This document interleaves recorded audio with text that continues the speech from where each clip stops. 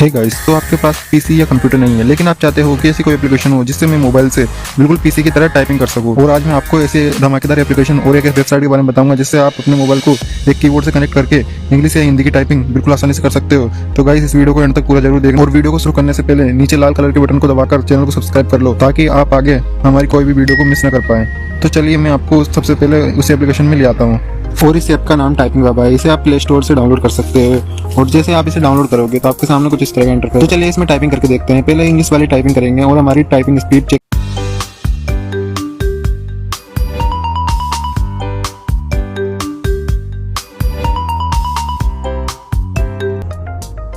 तरीके से हमने इसमें इंग्लिश की टाइपिंग की और हमारा रिजल्ट हमारे सामने आ गया। इसी प्रकार भी कर सकते हैं और हम इसमें हिंदी की टाइपिंग करेंगे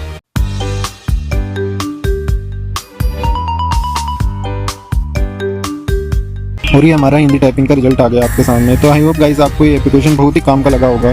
तो चलिए हम बढ़ते हैं आगे। और जो हमारा दूसरा टाइपिंग मास्टर है वो एक वेबसाइट है जिसे आप गूगल पर 10fastfingers.com लिख करके ओपन कर सकते हो। इसकी खास बात ये है कि इसमें आपको कोई भी लॉगिन और साइन अप नहीं करना है और आप इसमें कुछ इस तरीके से टाइपिंग कर सकते हो।